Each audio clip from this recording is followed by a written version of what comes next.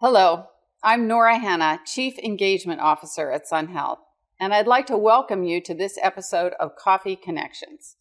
We created this series to help you stay connected to the latest developments in healthcare and wellness by hearing directly from experts in our community. The Sun Health Foundation is committed to ensuring that this region has access to the most recent medical and technological advancements, and that we attract the brightest and best practitioners for care. To that end, we are the exclusive philanthropic partner to Banner Boswell and Banner Del E Webb Medical Centers. Our mission is to empower others to live longer, healthier, and more purposeful lives. So we're excited to be able to offer you this unique access to these valuable expert resources. Thank you for joining us and enjoy the presentation. Welcome to Coffee Connections. I'm Claudia Vasquez, Director of Annual Giving and Operations for Sun Health Foundation, and I am thrilled to be your host today. This is, by the way, one of our best yet, and clearly it's a topic that everybody wants to hear about, very relevant. If you're new to Sun Health Foundation, we'd love to stay connected.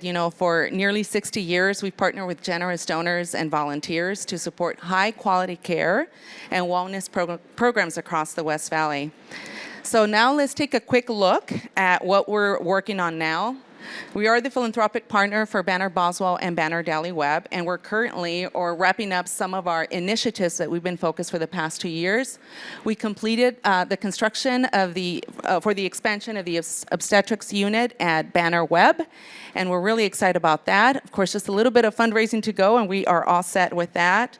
The other project that we're also open our doors to is the expansion of the endoscopy and interventional radiology space suites over at Boswell. We are continuing to support health and wellness education like the Memory Care Navigator program. Of course, we work with the Banner Sun Health Research Institute. We raise support for scholarships. And if you want to know more, on your way out, some of you might have received this already in the mail. This is our Community Impact Report, and it shows stories, numbers about the success we've had, again, thanks to volunteers and the support of this wonderful philanthropic community. Thank you.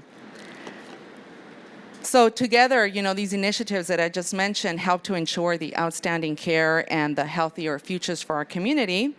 And incidentally, if you're looking for an easy way to support our mission, you're welcome to shop at our resale shop. We have one here in Sun City West, and in fact, there's a coupon at your table so that you can feel so inclined to use it. Get a 25% off a little gem you might find at that store. Another program that we recently also launched is donating a vehicle. So if there's a vehicle you no longer use, you can donate it. It's easy, it's free, and it's tax deductible, and every donation makes a difference. So now we know why you're here. Let's turn our attention now to Dr. Gimbel, who I'm excited to introduce. He's a surgical oncologist specializing in melanoma and skin cancers with training from the University of Maryland, Montefiore Memorial Sloan Kettering, and Moffitt Cancer Center. Dr. Gimbel brings world-class care right to our doorstep. Please join me in welcoming Dr. Gimbel.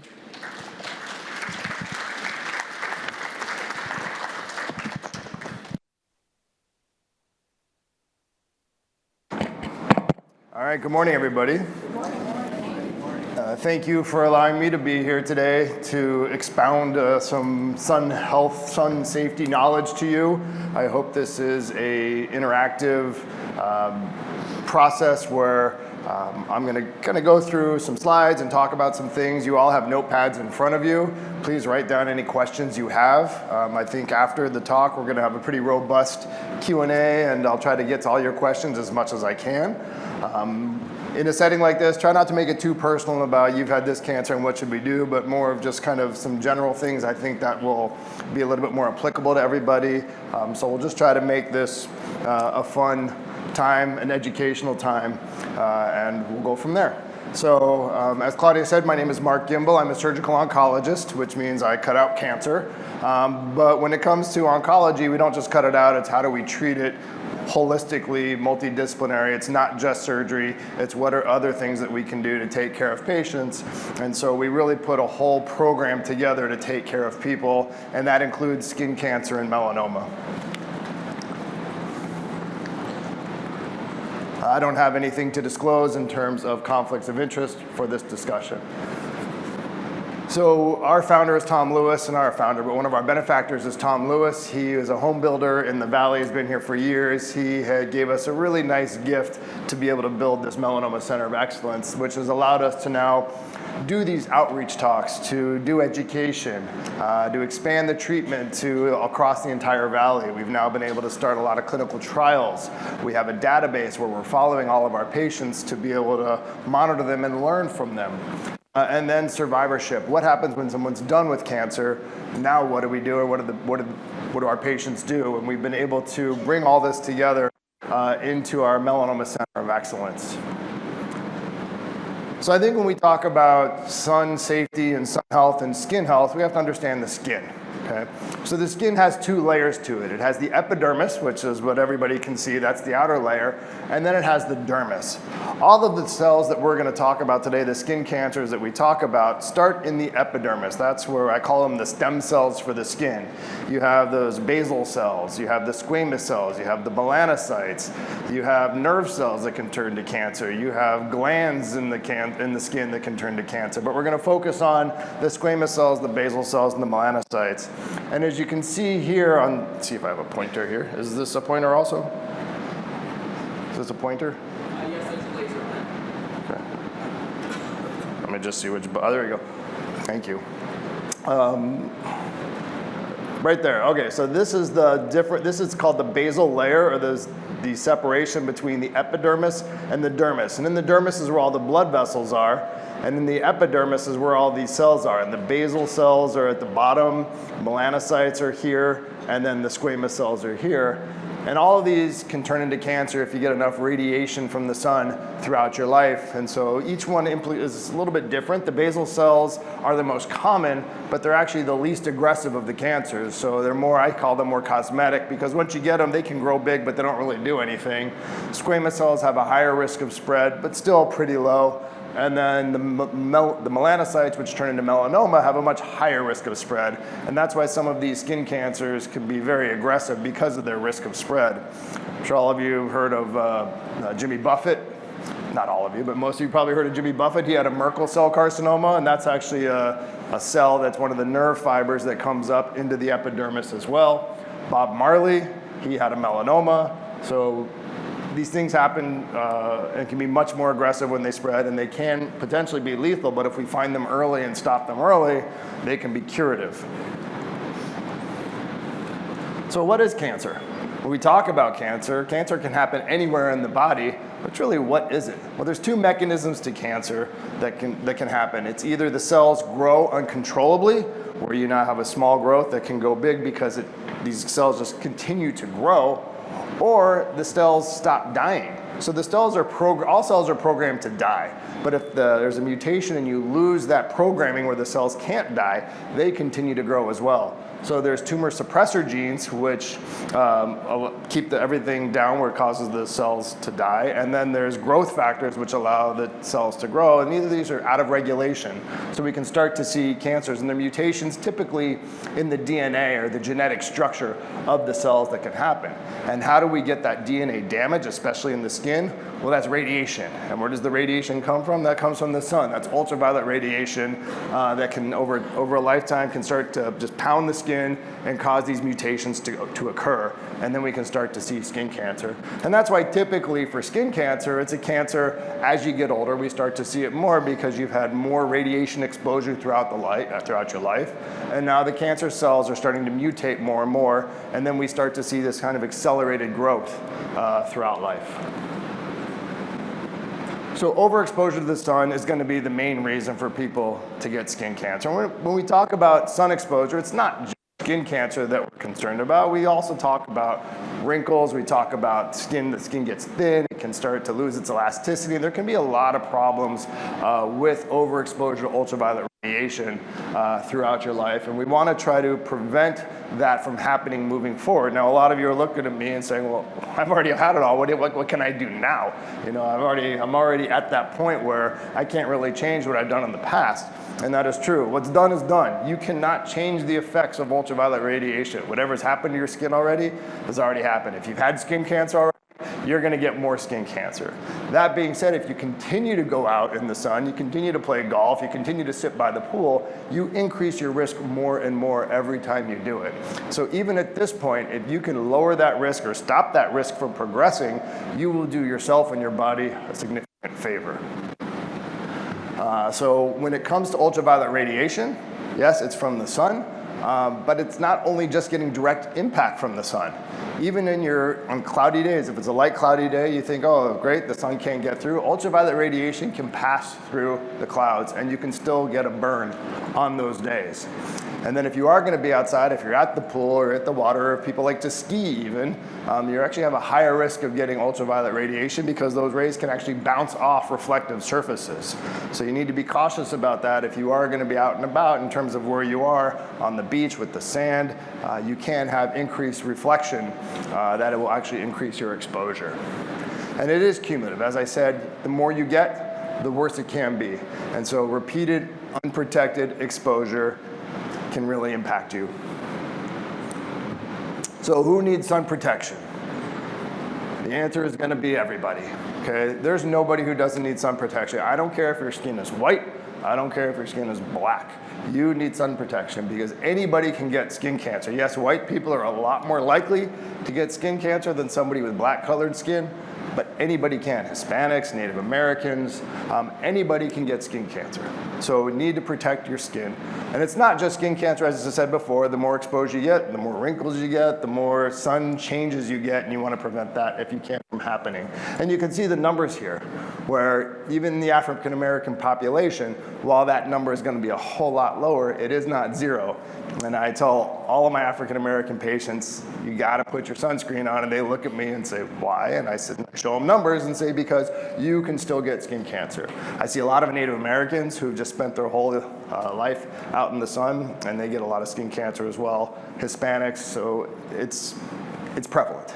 So takeaway is, doesn't matter what your skin color is, you still need to protect. All right, so and it's not just the skin, it's also the eyes, because these cells, you have melanoma, you have melanocytes in your eyes, they can also turn into melanoma. Sun exposure, chronic ultraviolet radiation exposure to the eyes can cause cataracts, and it can impact your vision as well. So you want to make sure you're protecting the eyes as well. The best thing to do is to stay out of the sun. Shade is the key thing that you can do when you're going to be outside. Well, if I'm going to be outside, how do I get shade? When I go to any of my kids' sporting events, or if I'm going to a concert, I have an umbrella. Because you sit under an umbrella, it's going to block those. It's a direct shade. It works really well. Now, people look at you and let you go crazy, but that's okay. I'm all right with looking a little bit crazy because they're going to get skin cancer, and I'm not. If you can be in the shade, I do tree hopping. I jump from tree to tree to make sure I'm getting the shade when I'm walking from the parking lot, or maybe I'm a little too crazy with that, but just trying to find that shade so I can stay in the shade, I think is really important. The sun is the strongest between 10 and 4. Okay, so if you like to be outside, I'm not here to tell you don't go outside. I'm not here to tell you don't go in the sun. We need the sun. The sun is healthy for you too. You do need some sun exposure, but you just got to limit it. And if you can limit it to times where those ultraviolet radiation beams aren't as high, that's going to be better for you. So if you're a swimmer, don't swim between 10 and 4. If you're a golfer, try to golf early in the morning or the afternoons, or do the activities in the sun that you can when it's not in the direct part of the middle part of the day. If you are going to be outside, cover up. Clothing is great. Okay, it's hard to say in the summer wear long sleeves and pants around here if you're going to be outside, but that's key. And there's clothing that's actually made to breathe that actually has what's called UPF, ultraviolet protection factor, within the clothing, so you can actually wear longer sleeves or wear clothes that will breathe yet will still protect your skin. And here people think this is a typo where it says dark colors. Actually, we do like dark colors because light colors, same as I told you that white and the water can reflect, the white clothes can actually reflect as well. So the darker colors actually absorb the sunlight and the rays to prevent that reflection. When I go out in the pool, I wear rash guard. What's a rash guard? People who surf, they wear these things to prevent the surfboard from kind of cutting up their body, but you also have swim shirts as well, long sleeves. I'm out in the pool all the time, and I'm wearing long sleeves if I'm at the beach. I'll wear a hat until I get in the water, and then making sure I have my sunscreen on, I'll get in the water. But you want to make sure you're protecting the trunk as well, because that's how big is your trunk. It's one of the biggest areas on your body, and if you can protect that, it's only a good thing. Wide brim hats. Now I see a lot of people who wear hats. I have a baseball cap on, and I'm protecting myself. Well, you're protecting this part of yourself, right, when you're wearing a baseball cap. But when you're outside, you're not protecting the back of your neck. You're not protecting your ears. You're not protecting the cheeks as much. And when you start to get a lot of sun exposure to the ears, and you start getting skin cancer on your ears, and then we got to whittle away at your ears. You start taking a little piece here, a little piece there. If you wear the broad brim hat, you're going to decrease that risk. We all like our ears. We all want to keep our ears. So try to keep that sun off. Sunglasses, as I was mentioning, are important because you need to protect your eyes. Ultraviolet radiation to the eyes, as I said, increases cataract formation. Melanoma of the eye is actually quite rare, but it can happen. And so anything you can do to keep that risk lower. All right, so do not sunbathe. Anybody in here sunbathe? You probably have. I said, how many of you over throughout your life have had blistering sunburns because you fell asleep in the sun? Or yeah, that's all of us here. Don't do it. Don't do it anymore. Has anybody ever here used a tanning bed? Yeah. Now, sunbathing is bad. Tanning beds are the worst. If you want to talk about something that is completely unhealthy for you, and I got another slide here that shows that it's tanning beds, and I'll explain why in just a second. Protect your lips also, lip balm, sunscreen, making sure you apply it. Now, I will tell you right now, I am not a sunscreen expert. So if you ask me what sunscreen should I use, I will say one that you put on your skin, because that's what you should wear, okay? What kind? I prefer the mineral-based. There's mineral, chemical, but I don't know if it's Sun Bum or Tropical Boat or whatever they are. As long as you find one that you like and use, that's the sunscreen that I like for you to use. So, but what should you look for? There's things you should look for in a sunscreen, okay? You want to make sure you're choosing the right one. We like an SPF of at least 30. Okay, anything less than that, it's all right, but it's not really doing the protection that we want you to get. Using an SPF of at least 30, you're blocking about 95 to 97% of the sun's ultraviolet radiation. 50. Huh? If you go up from 50 even to 100, that's great. You're now getting from 95, 97 to 98, 99. So you're getting less incremental benefit, but you still are getting a benefit. So if you tell me you want to wear 100, great, wear 100. I'm not going to tell you not to. I would say just at least use an SPF of 30. You want to make sure it's broad. And what I mean by broad is there's different kinds of radiation. There's ultraviolet A and there's B. So you want to make sure you're protecting from both. A is more for wrinkles, B is more for cancer, but it can be, it's definitely for both. As I said, I prefer the mineral base. The mineral base are those thicker ones, and a lot of people don't like those thick ones. The thick ones coat, they turn you white, and they don't blend into the skin as well for the most part. But that's actually a good thing because it's blocking the rays from getting through. There is the chemical type, which when you put on, actually the skin absorbs it. But either way, if you're gonna use it and you like it, use it. They put SPF in makeup. So if you have makeups that you like to use, you can find different powders that you can put on that actually have SPF within it. Now, here's the key though. You want to apply, how to apply sunscreen. Now, I brought this bottle of sunscreen. We pass this out at all the events that we go to, and this is what we say here, have some sunscreen on us. It's an SPF of 30. This is one application. Okay? This means if you're going to put sunscreen on, this is how much you should be putting on each time.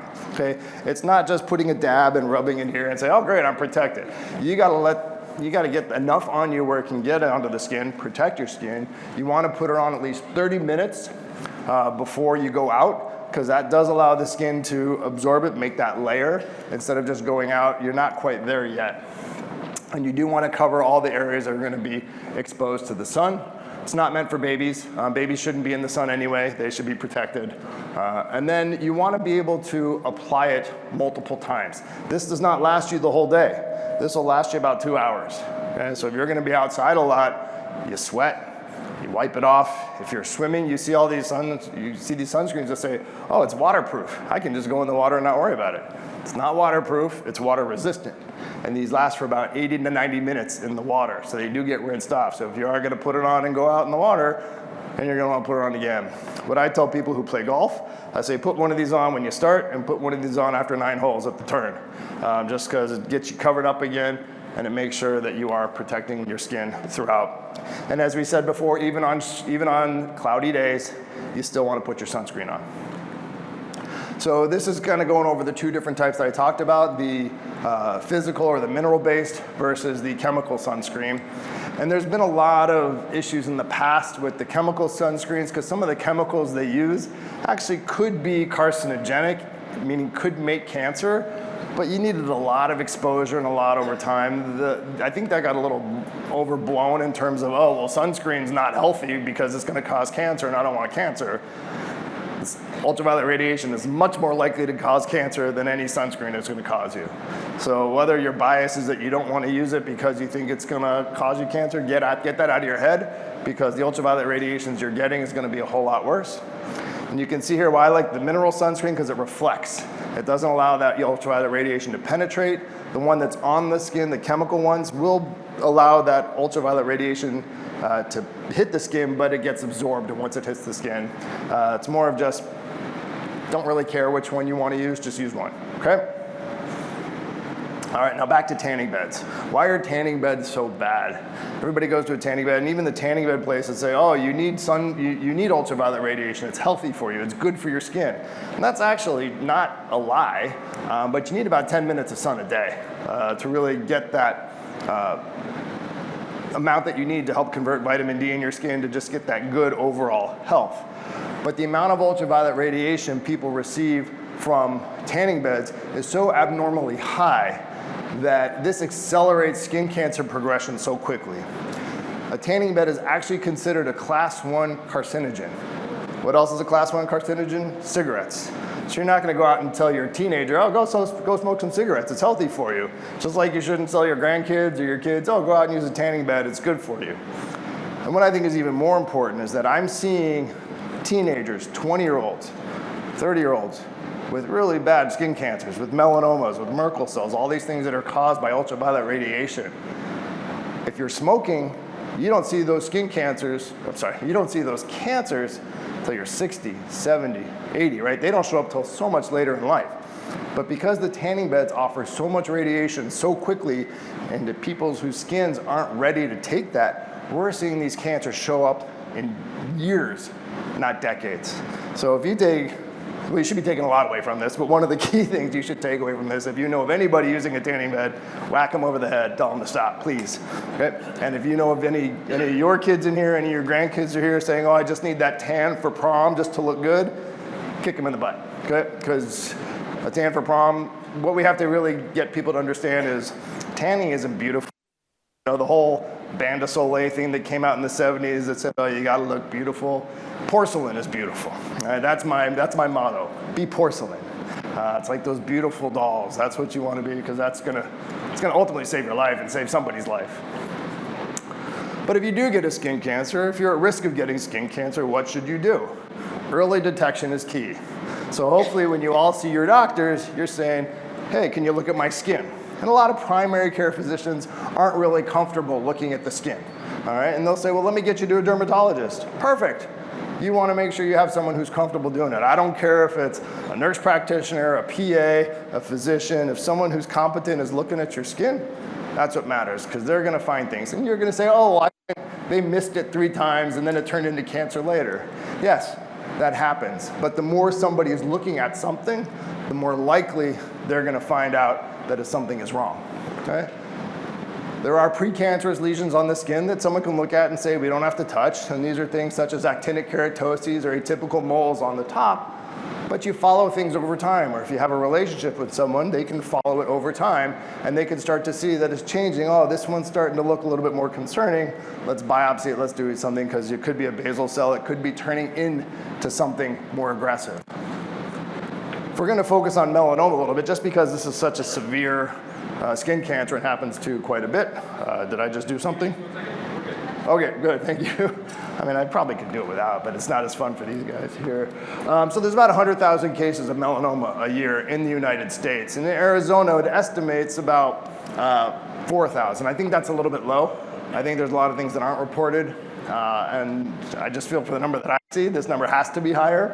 And we do get a lot of people who move in during the winters, and a lot of people who move out. So I'm not sure that this true number, but let's just estimate it around 4,000, which is, from a cancer standpoint, that's a pretty hefty number. And as I talked about earlier, we're starting to see it younger and younger. And that's because of going to the beach, blistering sunburns as a kid, tanning bed use. And overall, it's the 5th most common cancer. Now, there's the high ones: prostate, lung, breast, colon. Those ones are way up there. But melanoma's right there underneath, and it's not decreasing in prevalence. We're actually seeing more melanoma. Now, with the newer treatments, the risk of dying from melanoma is going down, but we're actually seeing people with more melanoma, so we need to make sure that we're offering talks like this where we can get out and give information and education. So how to spot skin cancer. Everybody's gonna, oh, that one there, that's a skin cancer right there, I'm sure of it. And maybe it is, maybe it isn't. There are things to look for to make sure to see if something looks suspicious or not. For the non-pigmented things, the basal cells and the squamous cells on the top, it's gonna be a waxy lump that's shiny. It sometimes has some raised edges. It gets scaly that just doesn't go away. Now, when I say scaly, that kind of everybody's ears go up because everybody's got scaly stuff on their skin.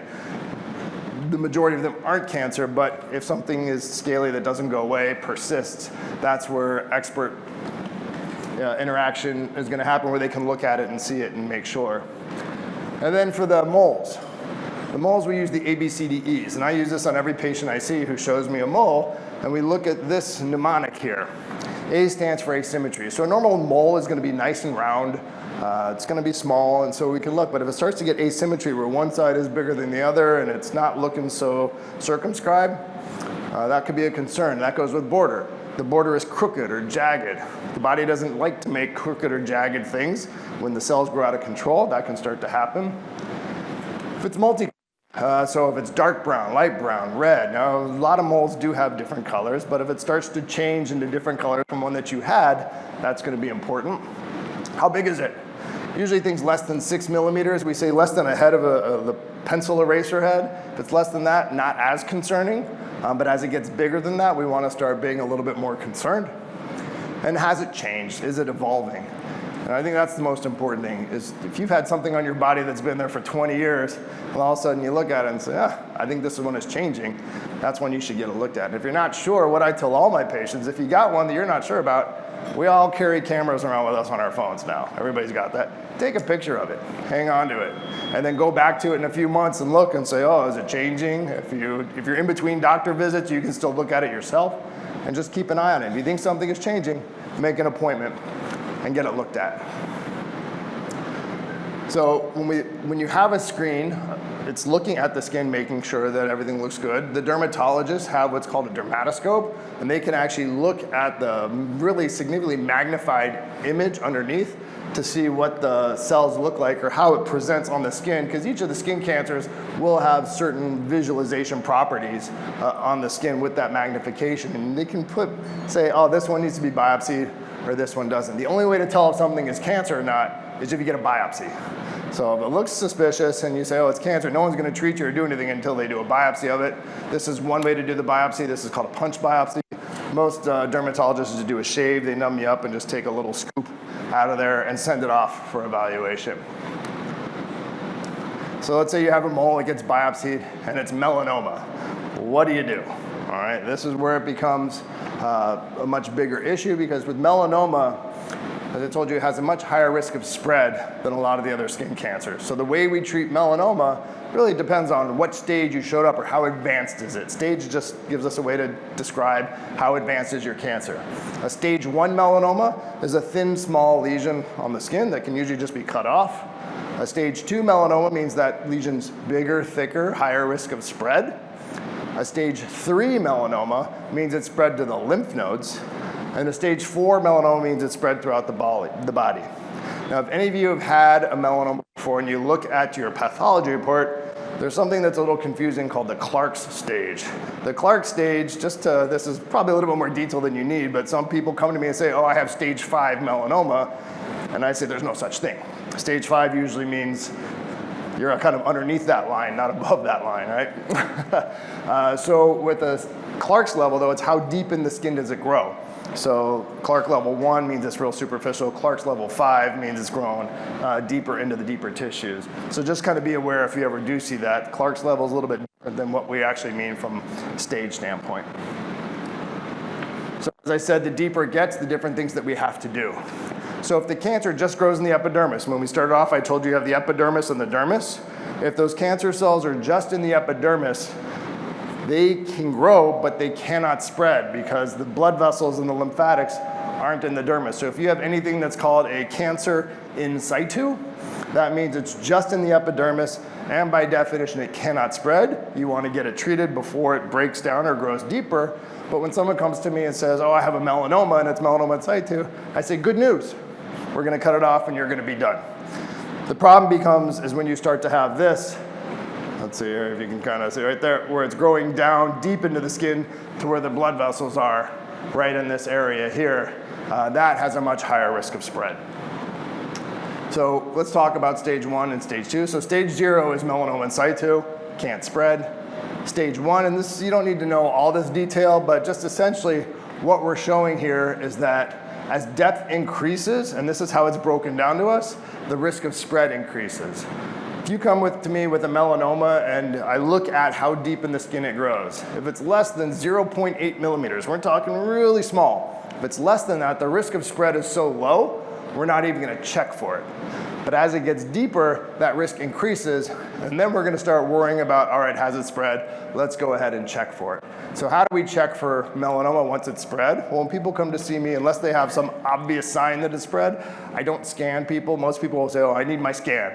Like, no, we're not going to do a scan because melanoma, when it spreads, it's not going to show up on a scan. It spreads microscopically, and you can't pick up microscopic disease on a scan.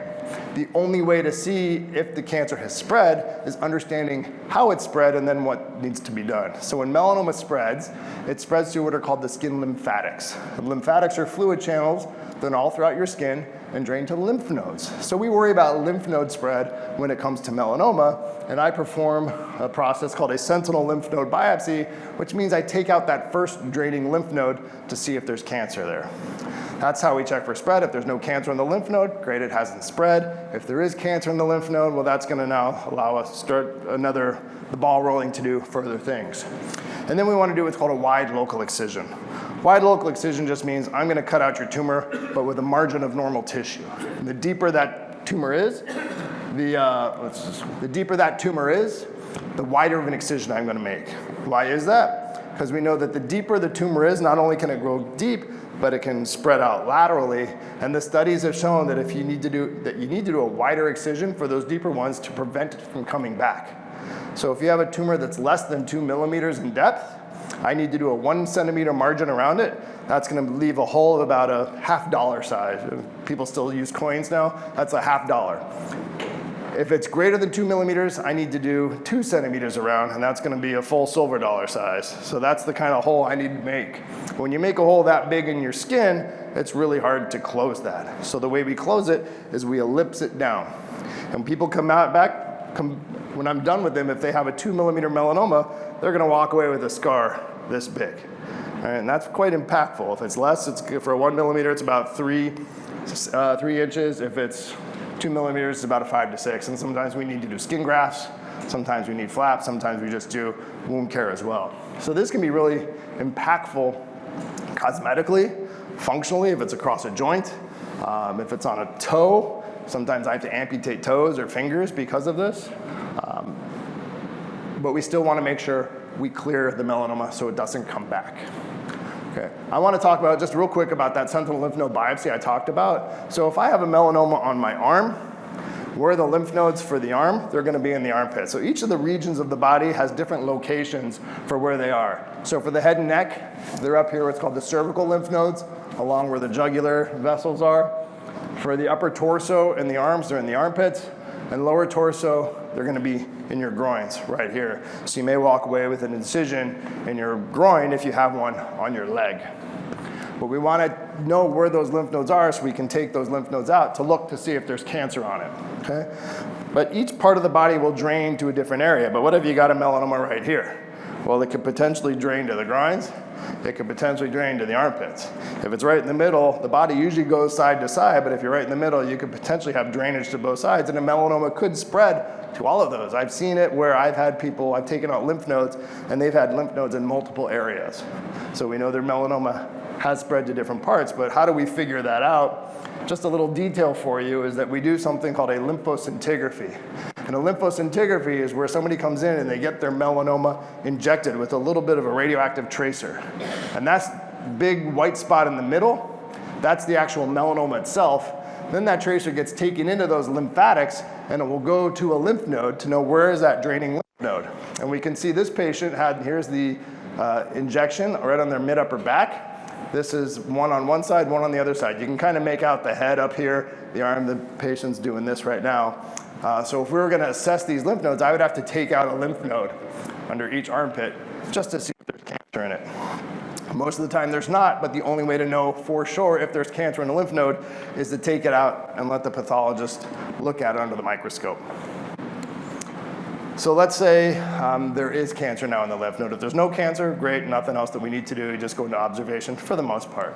But if there is cancer in the lymph node, now we're gonna be talking about different treatments for melanoma, either if it's in the lymph node or if it's gone beyond, as I told you, for either stage 3 or stage 4. One of the ways we treat melanoma when it's advanced and it's spread is something called immunotherapy. A lot of you may have seen these commercials now for immunotherapy, Keytruda, Opdivo, they're getting on TV a lot. But what the immunotherapy does, it actually takes your body's own immune system, ramps it up to go after cancer cells.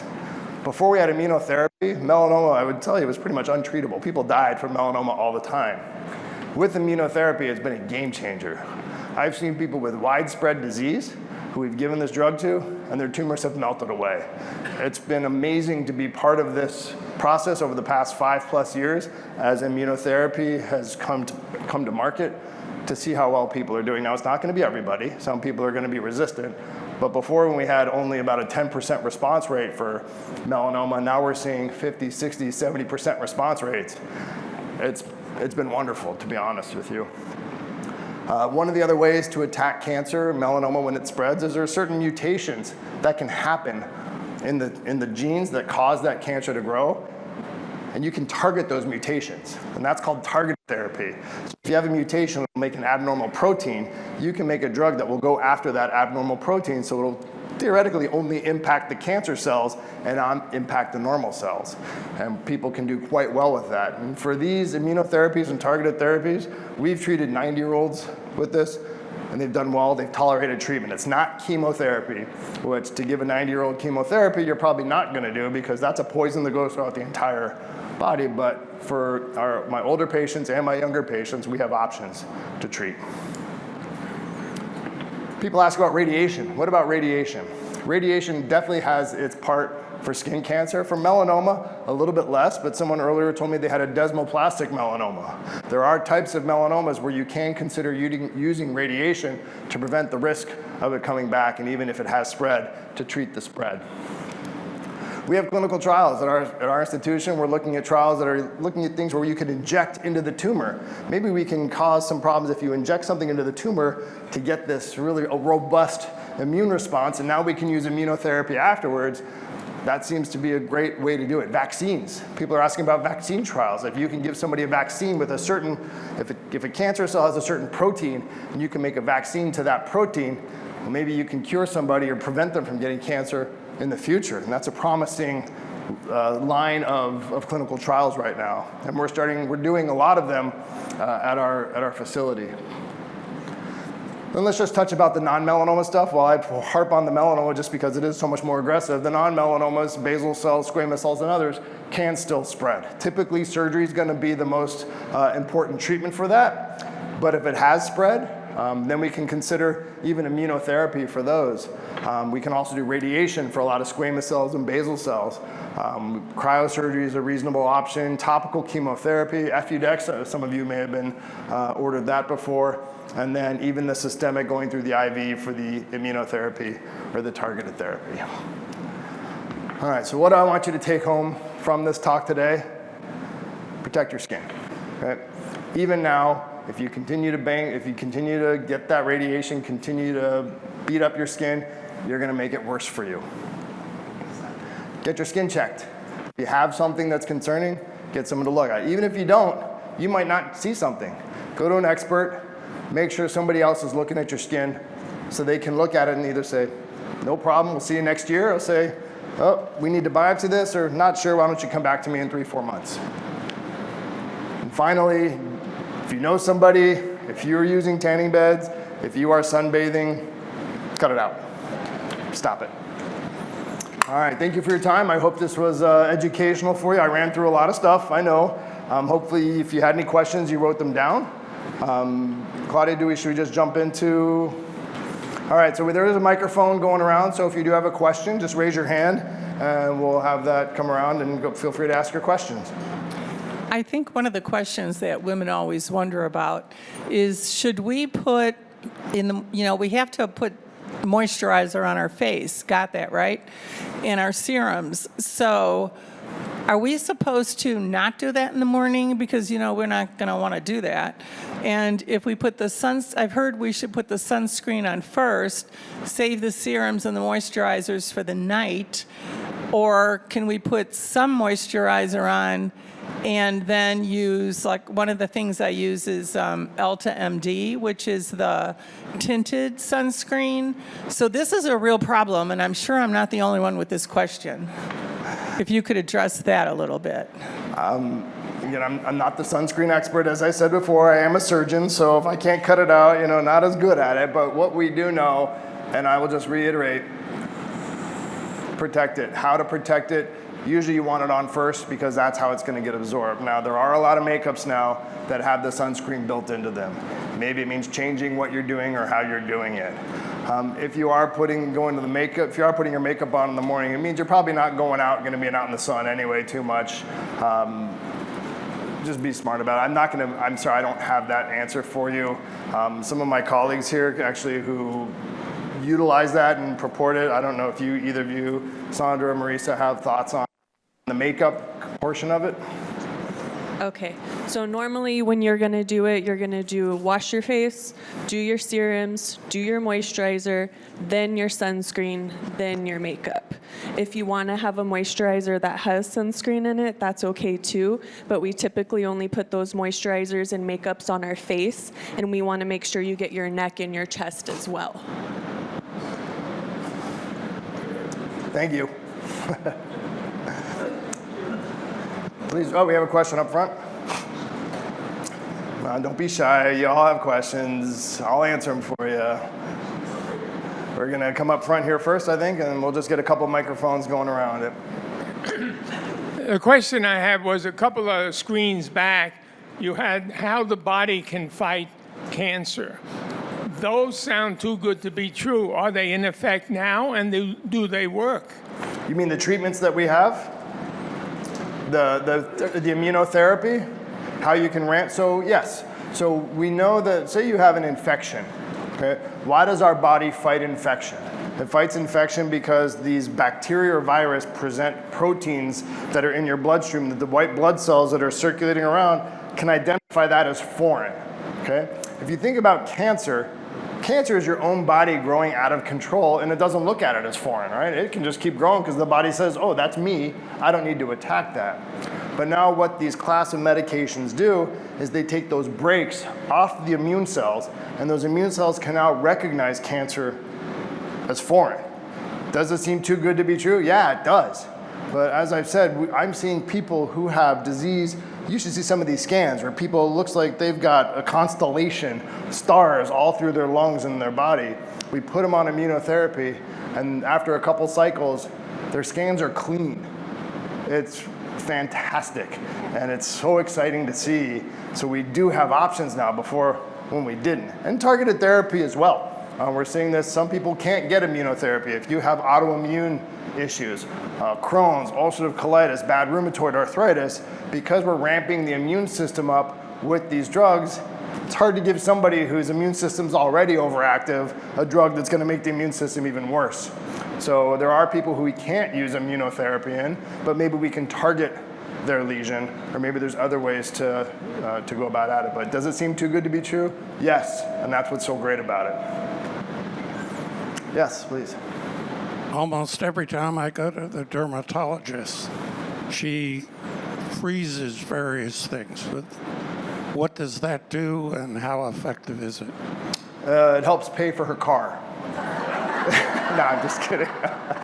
So, as I've told you, a lot of the non-melanoma skin cancers can start off scaly or be small. And freezing it's a good way to take care of that, where you don't have to do a biopsy. Now, if you have to freeze something multiple times and it keeps coming back, then it should be biopsy. But sometimes it's hard to tell if something's precancerous, something's cancerous. Do we need to cut it off? Well, let's freeze it, see if that'll kill just the because that's just epidermis. And if it's not deeper, maybe that'll take care of it. So freezing it is a local treatment. It's almost like just doing a tiny little cut just to take it off. And if it goes away and it doesn't come back, then that's been the right answer. Now, if you're getting something frozen 2, 3, 4 times, maybe we aren't freezing it anymore. Yes, in the front we have a question. They'll bring you a microphone so everybody can hear it.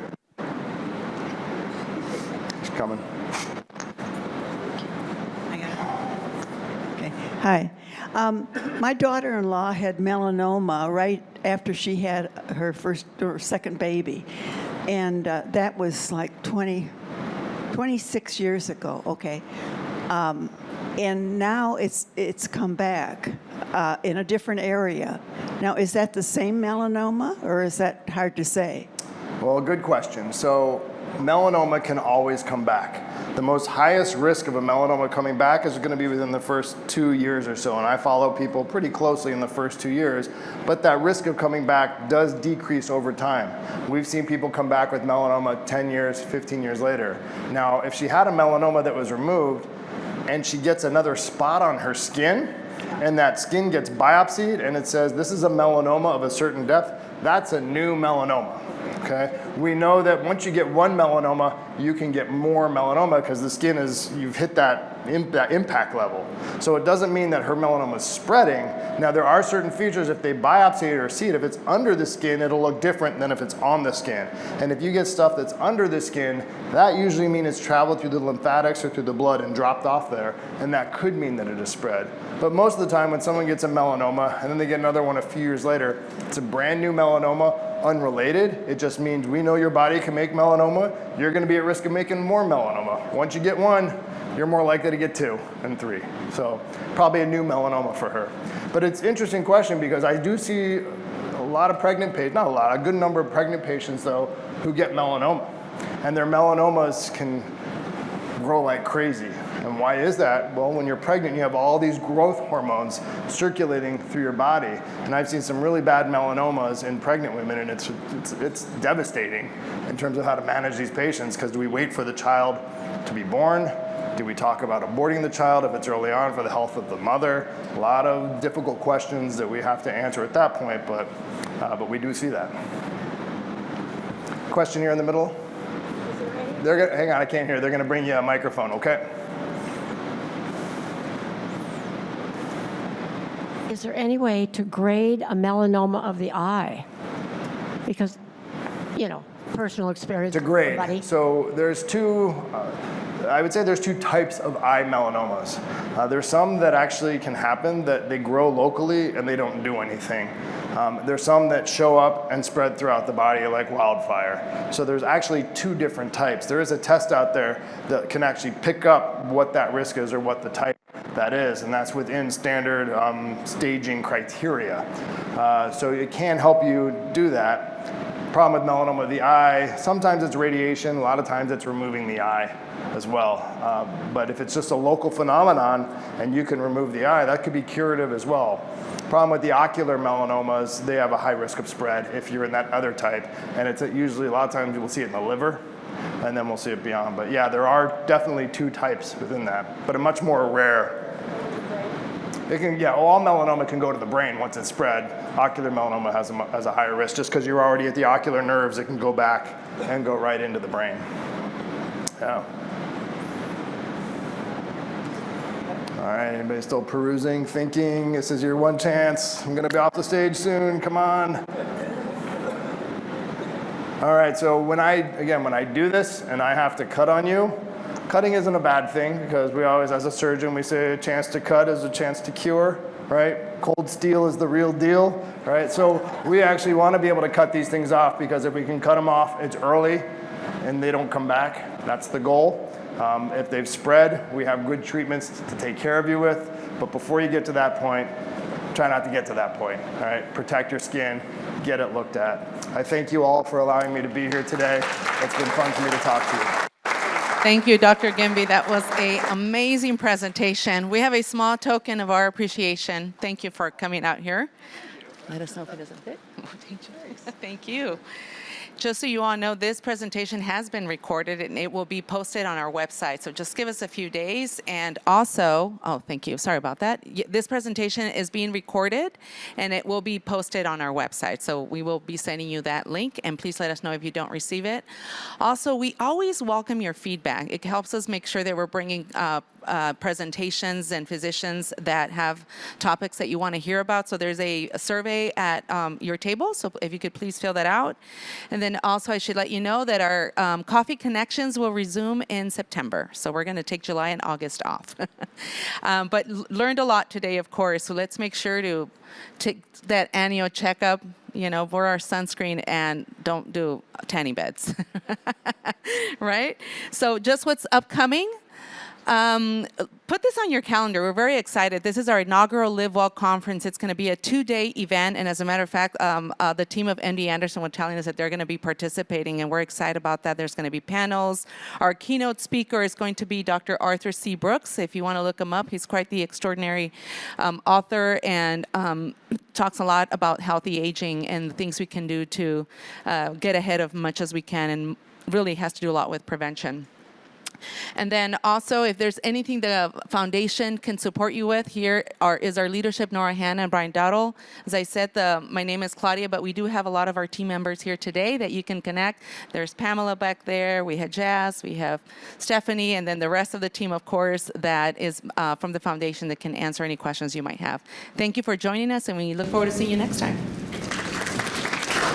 Learn more about Sun Health Foundation initiatives, become a donor, or attend a future Coffee Connections event live.